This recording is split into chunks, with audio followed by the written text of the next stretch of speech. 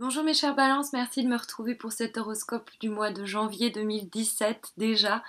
Et d'ailleurs pour bousculer un peu les choses pour cette nouvelle année, la nouveauté dont je vous avais parlé déjà le mois dernier, on va avoir recours pour 2017 dans le cadre des taroscopes à la fois aux lames majeures du tarot de Marseille, celles avec lesquelles j'ai travaillé jusqu'à présent, mais aussi, et c'est la nouveauté, avec les lames mineures du tarot de Marseille.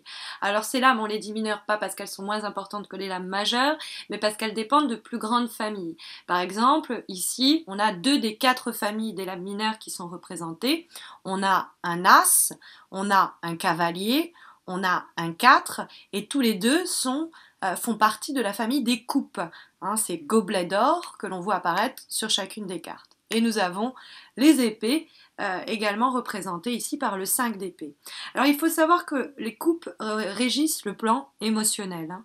L'eau, c'est l'émotion, et les coupes qui les contiennent sont les événements, les personnes, les situations en résumé qui font jaillir ces émotions. Alors, euh, pour ce mois de janvier, je vous sens préoccupée. Je vous sens vraiment préoccupée. Je pense que ça s'enracine sur des questions plus affectives qu'autre chose. Donc, affect, j'entends pas, j'ai pas dit sentimental, j'ai dit affective. J'inclus dans l'affect tout ce qui traverse notre cœur, que ce soit les amis, les amours, la famille.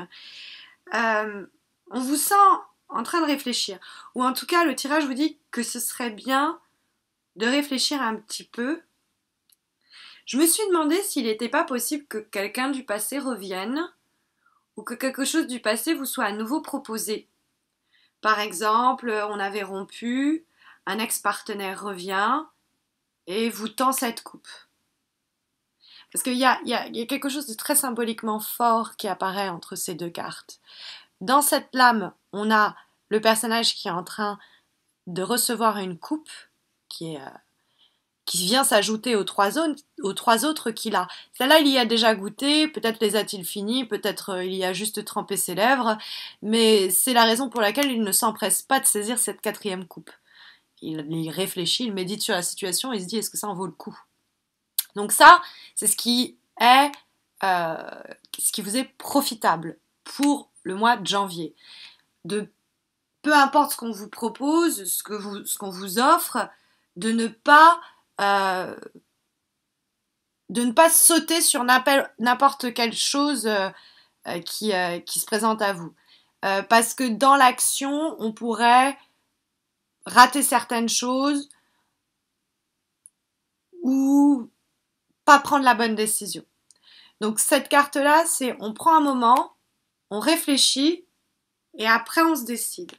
Et ce qui est intéressant, donc, c'est cette coupe qui est tendue dans les aspects positifs, donc on s'en saisit pas tout de suite.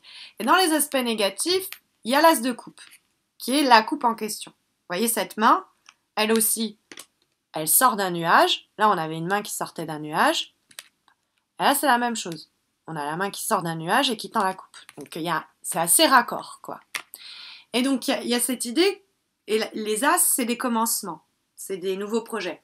Alors, ça peut être quelque chose du passé, où on avait déjà connu des échecs, un projet qu'on avait déjà essayé de mettre debout et qui avait échoué, un projet qui avait déjà pris l'eau et on nous demande de remettre le couvert. Et, le cadre de couple nous dit réfléchissez bien avant ça, avant de vous lancer là-dedans.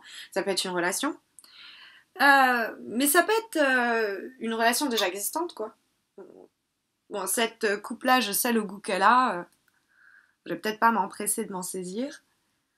Je connais cette relation, je connais les énergies qui la parcourent et je sais quelles vont être encore les déceptions auxquelles je risque de faire face. Euh, et comme c'est dans les aspects négatifs, l'as de coupe, ça peut être aussi une nouvelle initiative, une nouvelle opportunité sur laquelle le tirage vous invite à vous arrêter et à prendre le temps de réfléchir avant de vous engager. J'ai pas l'impression que s'il y a quelque chose qui vous est proposé ce mois-ci, qui vous est offert, ou est-ce que sur un plateau, il, il faille pour autant l'accepter. Euh, Ça, c'est une chose, parce que on a même l'idée peut-être d'un message. Ça nous provient, parce que le cavalier de coupe, il apporte des nouvelles. Donc, il apporte aussi cette coupe, hein. Il se rapproche, quoi, de nous pour nous l'attendre. Cette coupe que le tirage ne voit pas d'un bon oeil, ce démarrage, et sur lequel il nous dit réfléchissez, parce que vous pourriez être déçu. Vous pourriez, vous pourriez avoir plus à perdre qu'à y gagner. Il y a vraiment l'idée. Première façon vraiment de lire ce jeu. Il y a aussi l'as de coupe, c'est les émotions, les coupes, les gobelets d'or. Je vous avais dit que l'eau, c'est les mois. Et ces coupes portent l'eau. Et si vous faites attention, cette coupe, elle déborde. Hein, il y en a tellement de l'eau que... Ça, c'est souvent les choses que l'on garde pour soi. En fait, c'est les émotions qui débordent. Donc, peut-être que vous allez réfléchir au fait de contacter quelqu'un. Envoyer un message. Peut-être que actuellement, vous avez tellement de choses à dire à cette personne, vous lui en voulez pour tellement de choses, vous êtes senti déçu, trahi, et vous avez... Alors, dans ce cas-là, peut-être attendez un peu. Si au courant du mois de janvier, vous dites je vais le contacter ou je vais la contacter, je vais lui dire ces 4 vérités, ou je vais lui dire tout ce qui m'a fait mal ou tout ce que j'ai sur le cœur. Parce que c'est l'as de coupe, c'est souvent l'idée on retient et on vit mal. Et du coup, ça explose. Mais justement, comme on déborde avec l'as de coupe et que la carte est dans les obstacles, je peux pas m'empêcher d'y lire l'idée que si jamais vous avez quelque chose sur le cœur à lâcher, comme on dit, hein, cracher le morceau, quoi, ne le faites pas sous le coup de l'émotion. Prenez un temps de recul. Parce que sinon, vous allez dans le mur. C'est les résultats, le résultat ne vous sera guère profitable. Il est question, pour autant, je tiens quand même à le signaler, de la nécessité de communiquer, de transmettre son message, de dire ce que l'on a à dire, pour pas le garder, hein, sur le cœur et que ça nous empoisonne. Mais bien choisir son timing et bien choisir aussi l'attitude de comportement qui anime l'envoi de ce message, de cette prise de contact, de dire les choses.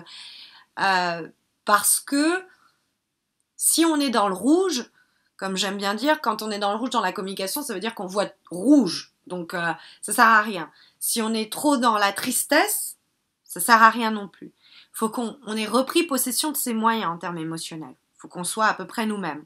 Hein, qu'on sache que là, on est trop en train de se victimiser, ou on est trop en train de se culpabiliser, ou qu'on... Vous voyez ce que je veux dire? Qu'on arrive à remettre un peu l'aiguille au centre, là, harmoniser un peu sur le plan émotionnel, parce que sinon, on pourrait se rendre compte qu'on s'est tiré une balle dans le pied soi-même, quoi. Donc là, le cadre de coupe, il nous dit ok, on évalue les choses, on réfléchit. Alors il n'est pas question de faire le bilan sur le négatif, hein. Il est question de faire le bilan honnêtement. Et même des fois plus en s'appliquant à discerner ce qu'il y a de bon. On va réfléchir du coup à ce qu'on a fait. Et même si c'est un moment de stagnation, ça pourrait nous éviter de faire certaines erreurs. Donc il faut le prendre, ce temps-là de réflexion. Alors ça peut être suite à une nouvelle qui nous parvient, on a envie de réagir au quart de tour. Ça peut être parce que nous, on a envie de prendre contact.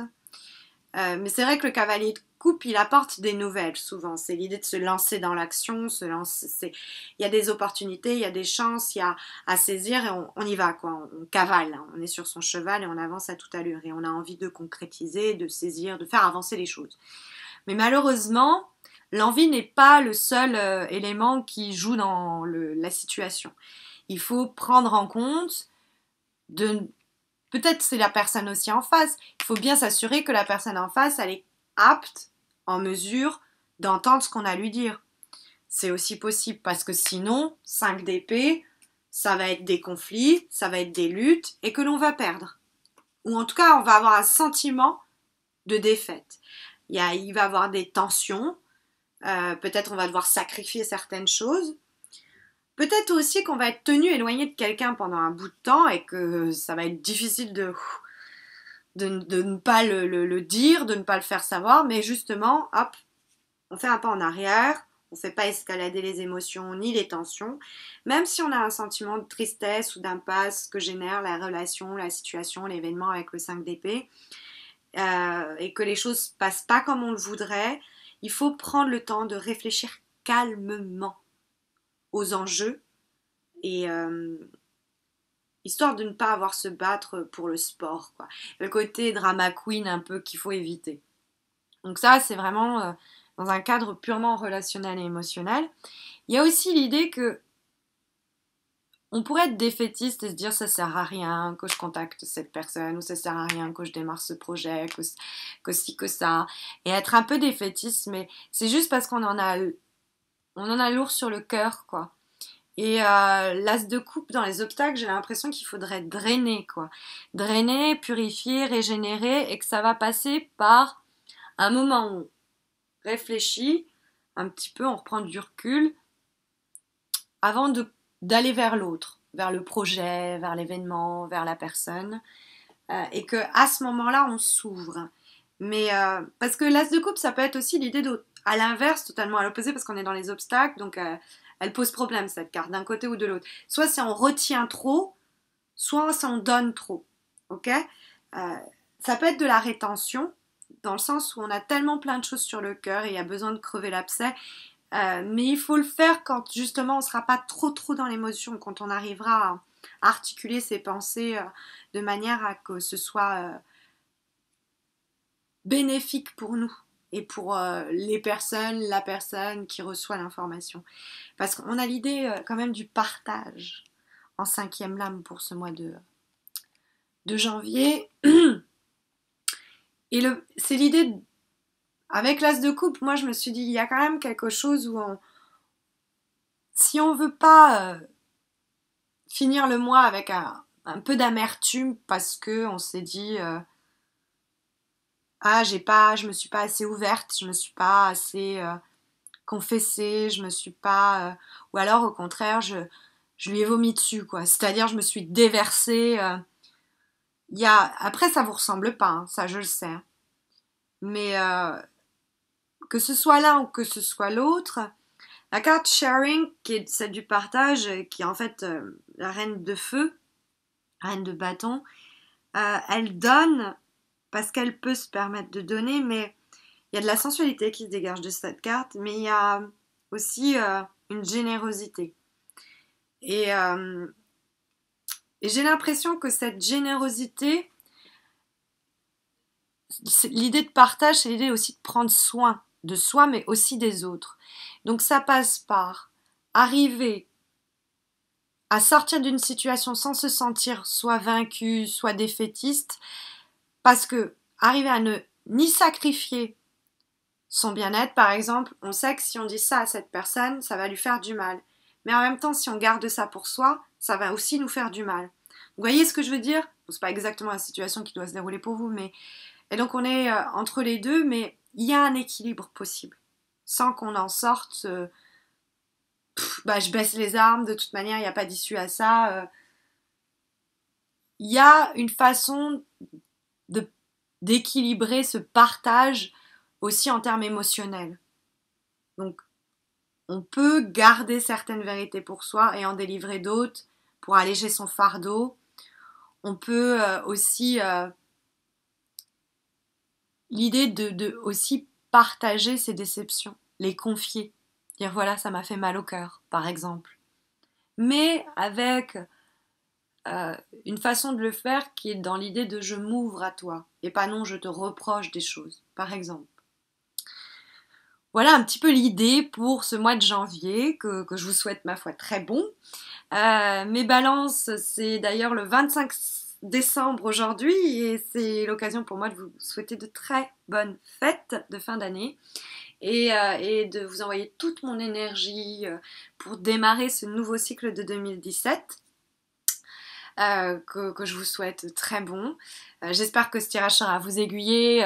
Sachez que j'organise un concours pour vous permettre de remporter un tirage comme celui-ci, mais gratuit, personnalisé, hein, permettant de répondre à une question qui vous préoccupe actuellement. Ça se passe sur Facebook, ce concours, donc n'hésitez pas à m'y rejoindre. Vous avez le lien vers ma page Facebook juste en dessous de cette vidéo. Et puis, n'hésitez pas aussi à vous abonner à ma chaîne YouTube. Quand on dépassera les 10 000 abonnés, on célébrera ça comme il se doit. Et puis, je vous souhaite à tous et à toutes, encore une fois, une très bonne fin d'année, un très bon mois de janvier. Je vous retrouve du coup en 2017 pour de nouvelles aventures à la fin de janvier, du mois de janvier, pour les horoscopes de février. D'ici là, prenez soin de vous.